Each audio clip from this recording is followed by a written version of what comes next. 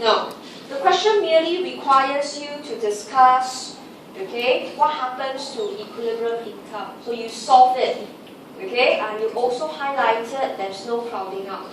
But just to let you know, how did government fix interest rate? Okay, alright, so this is just a note, no need to put it in the exam answer, but this is going to be taught in detail in topic 9. How did we actually fix the interest rate? Okay, so you want to draw it in. It was actually like this. So you had your money supply 1 with your money demand 1, interest rate I1, bring across. You initially had your point A. Okay, on the right side is your LM curve. So axis is interest rate and income. The diagram on the left is money market, so it's interest rate and quantity of M over P money.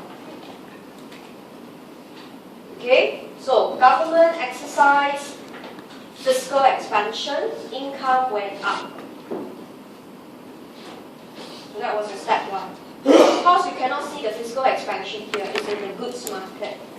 But the effect was AE goes up, income increases. Right, which we know in this case, money demand, like what I've explained on top, should go up. So that was step 2. But government wants to fix interest rate. So how can government fix interest rate? Look at the interest rate at I1. Alright, okay? You have to increase your money supply.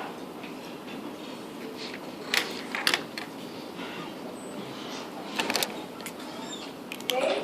So in this case, you could see, if you want to fix your interest rate, you have to increase your money supply. So government must readily buy and sell bonds to maintain interest rate at I1 to get point B. So you bring across, right, same interest rate, but now with a larger income. This is how government fix interest rate, and this is why LM is horizontal.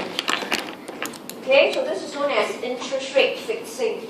This is one of the monetary policy government use, that she changes money supply, but to fix interest rate. Okay, and to do so is actually one of the objectives, to have zero crowding out. You don't want crowding out to take place. So this is not required in the discussion for Part D. Part D just say compute equilibrium income, which you found out to be your Y3. Right? But at the back of your mind, you must be able to know why. How did it happen? When government fixed interest rate doesn't mean government announced. It's not. Government, no matter what, must follow the money market, which has a money supply with money demand at point A. Okay? But when you say you want to fix interest rate, government must change money supply. So she has to, in this case, alright, buy bonds. Alright, so that your money supply can increase, maintaining the interest rate, and the LM will be mapped up to be horizontal. Okay, right? So in this case, you will learn it in the last segment. This is called a policy mix. You use fiscal policy to shift IS, then you use monetary policy to shift LM. Alright, so that there will be no crowding out. But in the real world, this one won't happen. I mentioned before, fiscal and monetary policy are not well coordinated. Alright, fiscal policy is used by the government, primarily, alright, dictated by the ruling party. So if they decide to spend more, they don't need to really coordinate with the central bank. Alright, so it takes them a lot to coordinate this policy, but this is a very ideal outcome. Okay, alright, so go back to the question, you could see here. Alright, still talking about ISLM, but government spend, but government also fix interest rates. Okay, right? So that was part D. Then in part E, now they say compute the new equilibrium income and output.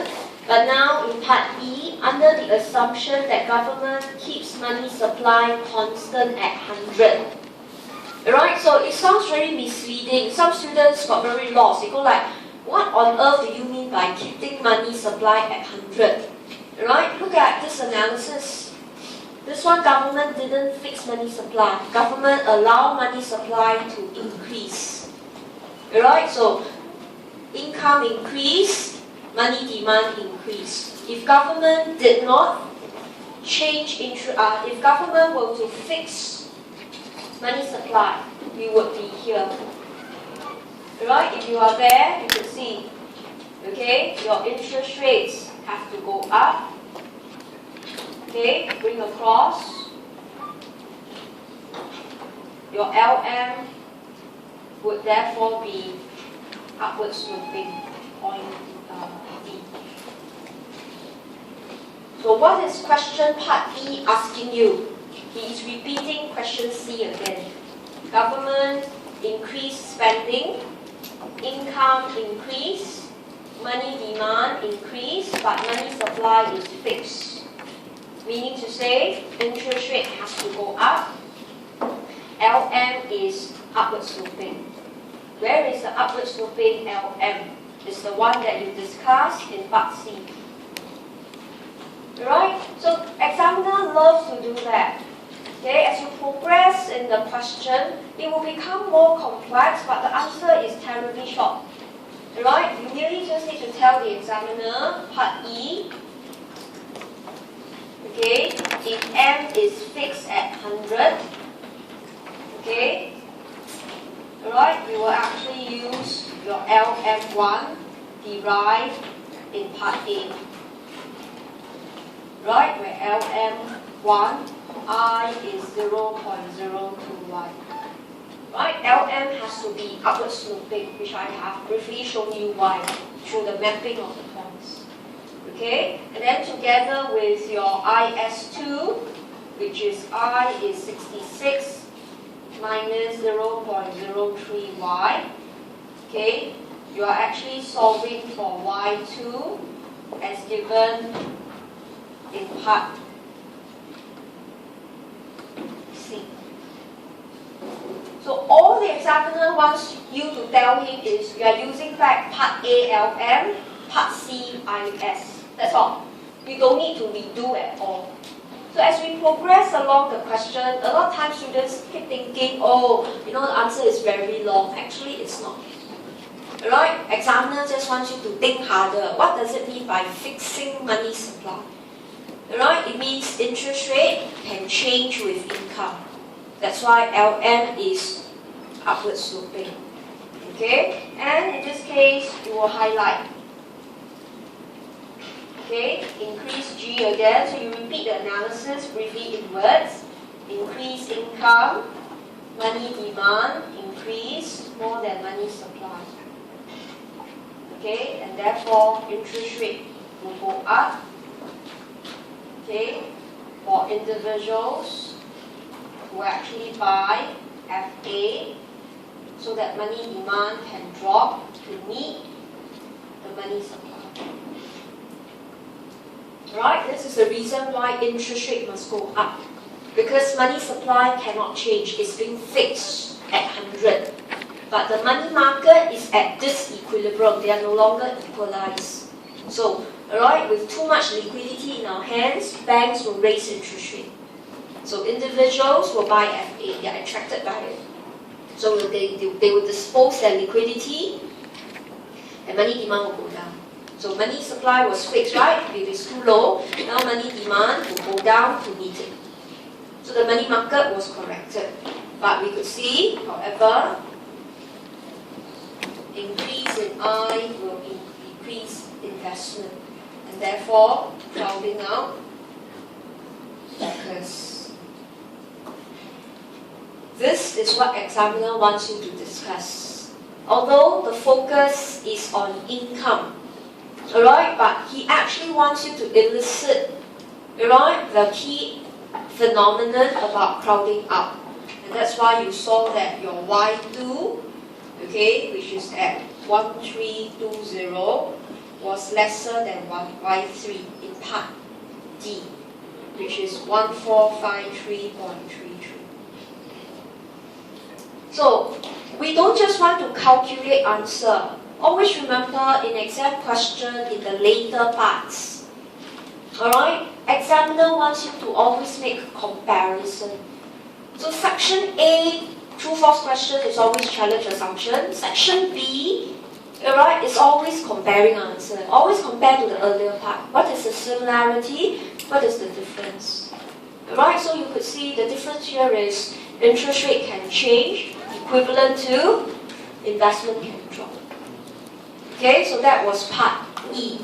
You actually didn't repeat the computation, you just highlight it's the same answer. Okay, but you wanted to bring in crowding up. Okay, so in part F, you're supposed to compute multiplier, discuss your result. Okay, so I'll just summarize. G increase if interest rate was fixed at 22.4. Okay, change in G was 100, change in income